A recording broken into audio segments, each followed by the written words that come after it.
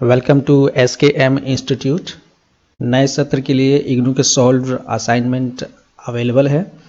आप इस WhatsApp number पर कांटेक्ट कर सकते हैं सॉल्व असाइनमेंट्स के लिए, या आप डिस्क्रिप्शन में जो लिंक दिया गया है, चैट लिंक है, आप वहां से डायरेक्ट चैट कर सकते हैं। IAS फाउंडेशन प्रोग्राम के तहत जो इग्नू के स्टूडेंट्स हैं, BA विषय से संबंधित जो क्लासेस लिया गया था टीचमेंट ऐप पर, उन क्लासेस को मैं एडिट करके 1 बाय 1 यूट्यूब पर अपलोड कर रहा हूं, ताकि जो अदर स्टूडेंट्स हैं इग्नू के, वे इसका फ़ायदा ले सकें। कुछ स्टूडेंट्स को पता ही नहीं होता कि UPSC IAS PCS क्या है। मुख्य रूप से यह परीक्षा आर्ट्स के विषयों पर आधारित है। उन्हें स्कूल और कॉलेज के समय में ही इस परीक्षा की तैयारी धीरे धीरे शुरू कर देनी चाहिए। मेरे ये ऑनलाइन कोर्सेस हैं जिसके रजिस्ट्रेशन ओपन हो चुके हैं नेक्स्ट बैच के लिए। अब ये नेक्स्ट हम देखते हैं कि जो धर्म है प्रारंभिक वैदिक समाज में, धर्म के संदर्भ में हमें जो साक्ष्य क्या प्राप्त होते हैं वैदिक साहित्य से। ऋग्वेद में कई श्लोकों से स्पष्ट होता है कि जो वह समाज जो था वह चतुर्दिक यानी कि प्राकृतिक शक्तियों को मानने वाला था, उनकी उपासना करने वाला था। क्योंकि जो प्राकृतिक शक्तियां जैसे कि वायु हो गए, जल, वर्षा, बादल, आग, इन सब पर अभी नियंत्रण पाना, अभी जो मनुष्य है उस पर नियंत्रण नहीं पा पाए थे। ये जो है अनियंत्रित चीज़ें थी, ना तो वे आग पे काबू कर पाए थे, ना तो वर्षा तो अपने आप ही होता था। जल वर्षा होने के कारण कभी कभी जो है या तो जल सूखा होने के कारण जल नहीं मिलता था, प्यासे लोग मरते थे, या तो फिर वर्षा अधिक हो गई तो बाढ़ आ जाती थी, तो उससे भी जो है ठीक है बवंडर, तूफान वगैरह जो है, साइक्लोन वगैरह, इस तरह की चीज़ें उस समय भी रही थी। तो ये सब चीज़ें जो है उस समय जो समुदाय था उनको लगता था कि ये जो है कोई देवी शक्ति की वजह से ही हो रहा है, तो वे उपासना करते थे। हालांकि जो उनके जो देवता थे वो इन शक्तियों को, जैसे वायु, जल, वर्षा, बादल, आग, इनको मानव रूप में उनकी जो है उपासना करने लगे। और ये मैक्सिमम जो देवता थे ये पुल्लिंग थे, यानी पुरुष ही थे। बहुत कम देवियों की आराधना होती थी। तो इससे भी पता चलता है कि जो समाज जो था वह पितृसत्तात्मक समाज था, यानी कि जो पुरुष की जो मेंटालिटी है, पुरुषों वाली मेंटालिटी को ये दिखाता है, दर्शाता है।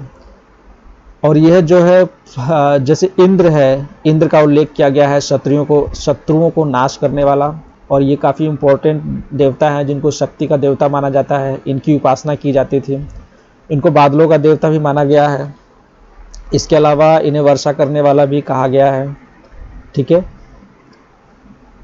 और इंद्र जो है वह युद्धों में सबसे आगे रहते थे, इनको हराया नहीं जा सकता था, ऐसा वर्णित किया गया है। और जो मुखिया, गढ़ का मुखिया जो युद्ध में सबसे आगे रहता था, उसका भी प्रतिनिधित्व जो है इंद्र के चरित्र से ही पता चलता है कि इंद्र ही थे। फिर इनके बाद जो उल्लेख आता है वो अग्नि का आता है, ठीक है। ऋग्वेद में काफ़ी सारे श्लोक है ऋग्वेद में अग्नि को समर्पित। और अग्नि को 5 तत्वों में सबसे शुद्ध माना जाता था। और ऐसा कहा जाता था कि ऐसा माना जाता था कि पृथ्वी और स्वर्ग के बीच जो मध्यस्थ है वह अग्नि ही है, यानी कि जो देवताओं और मनुष्यों के बीच अग्नि मध्यस्थ है।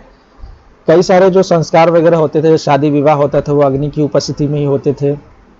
और क्योंकि भोजन में भी अग्नि का ही रोल था, तो चूल्हे में जो परिवार में जो खाना जो प्राप्त होता था अग्नि वगैरह से ही, मतलब उसे पकाया जाता था। तो इसलिए जो है इस दृष्टि से भी अग्नि का काफ़ी महत्व था। विवाह और पूजा वगैरह में तो इनका महत्व था ही अग्नि का ही, ठीक है।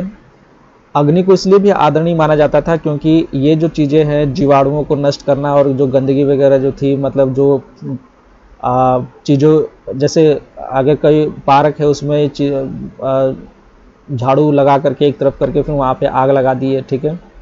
वो सब चीज़ें नष्ट हो गई, गंदगी वगैरह, इसलिए भी इसे काफ़ी पवित्र माना जाता था। इसके अलावा बलि वगैरह, जो यज्ञ वगैरह दिया जाता था देवताओं को खुश करने के लिए, तो इसमें जो है अग्नि की ही जरूरत होती थी, इसलिए भी इसे काफ़ी पवित्र माना जाता था। और ऐसा माना जाता था कि जो आहुतियाँ जो दी जाती है अग्नि को समर्पित करके, और ये जो चीज़ें जो जलती है तो वो धुएं के रूप में जो है वह देवताओं तक पहुंच जाती है। ठीक है, इसके बाद जो हमें वर्णन मिलता है वो वरुण का, और वरुण को जल का देवता माना जाता है। ऐसा यह भी माना जाता है जैसे ऋग्वेद के अनुसार कि यह प्रकृति की रक्षा करने वाले देवता हैं। इसके अलावा यम जो मृत्यु के देवता है उनका उल्लेख मिलता है, और भी कई सारे देवता हैं जैसे कि सूर्य, सोम। सोम जो है पेयजल है, मदिरा से अलग है थोड़ा सा हटके। ठीक है, मदिरा यानी कि जो शराब है। इसके अलावा सावित्री, रुद्र आदि का भी उल्लेख होता है। दिव्य देवधारी देवता थे जैसे गंधर्व, अप्सरा, मारुत, इनका भी संबोधन जो है ऋग्वेद में मिलता है। अच्छा, तो ये वैदिक धर्म में बलि क्यों दी जाती थी? इसके 3 कारण है। पहला तो ये कि देवताओं की उपासना करने के लिए। ठीक है, और ये उपासना इसी तरह से नहीं होता था कि जो है हमें देवताओं का जो है दर्शन हो जाए। जी नहीं, ये जो उपासना वगैरह जो होती थी वह किसी न किसी जो है मनोकामना को पूरा करने के लिए होता था। ठीक है, भौतिकवाद को प्राप्त करने के लिए। और इसके अलावा जो दूसरा कारण है कि मनोरथ यानी कि अपनी मंशा जो है पूरा करने के लिए, युद्ध में विजय के लिए। इसके अलावा कोई मन्नत वगैरह जैसे कि पशुओं की प्राप्ति, पुत्रों की प्राप्ति आदि के लिए। ठीक।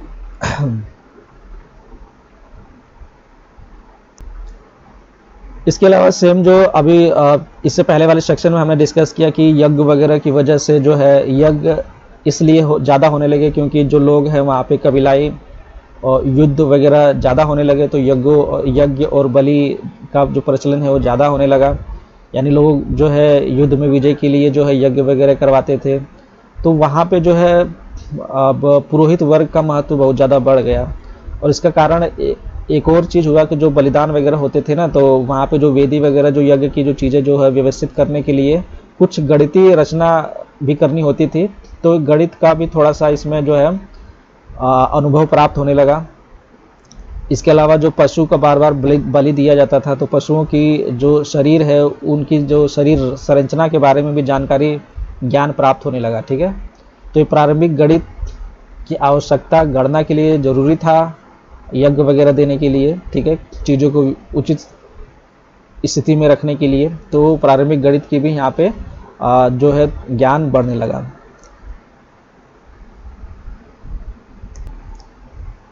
इसके अलावा ये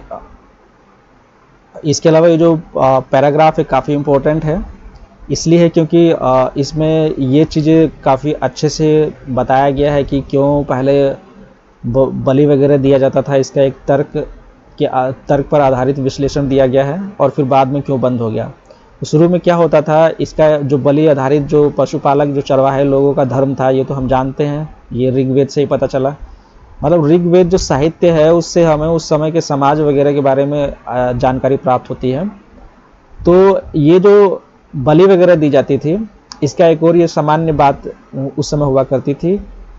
इसका एक और कारण था क्योंकि जो पशु पालक समाज था, जब पशु बूढ़ा हो जाएगा, न तो वो दूध दे सकता है, न तो उसका मांस खाया जा सकता है, और न तो वो प्रजनन यानी कि न तो जो है वो आगे पीढ़ी को बढ़ाएगा। ठीक है, तो वो किसी लायक नहीं रहा।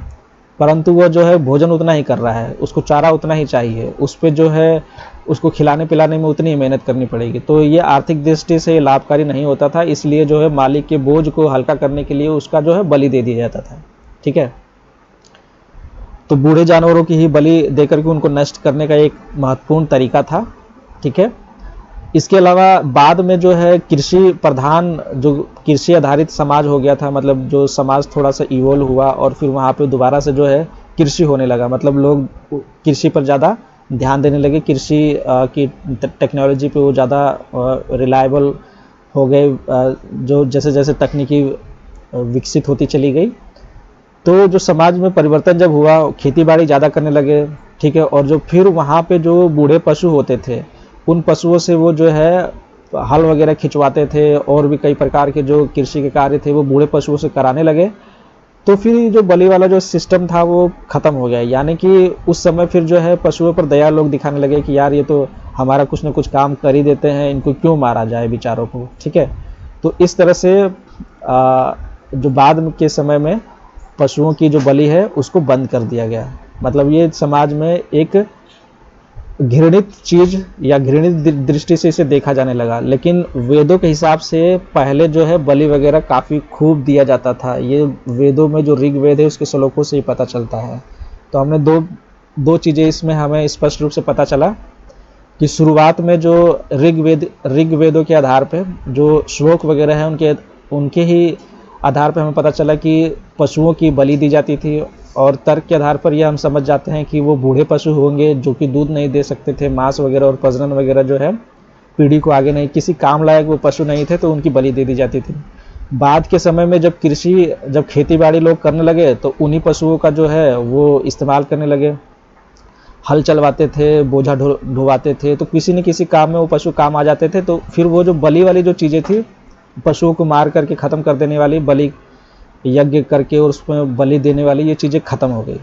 ठीक है, तो ये चीज़ें जो है इस तरह से हम देखते हैं कि जो वैदिक धर्म है वह पशुपालक समाज था, पितृक सत्तात्मक व्यवस्था थी, पशुपालक समाज था। और उनका जो दृष्टिकोण था वो भौतिकवादी था। भौतिकवादी मतलब कि वो अपने भौतिक यानी कि लालसा, जो भौतिक लालसा यानी कि कोई भी जो जिस समाज में रह रहे हैं, ठीक है, उसमें उनको कुछ न कुछ कुछ मतलब कुछ न कुछ जो है उनकी मनोकामना रही होगी कि हमें ये चाहिए, ऐसा चाहिए, ठीक है, दूसरे कबीलों पे हमें विजय प्राप्त करनी है, ठीक है, हमें और पशुधन चाहिए। तो इस तरह की चीज़ों इस तरह की चीज़ों के लिए वे जो है उपासना किया करते थे। तो ये भौतिकवादी दृष्टिकोण है।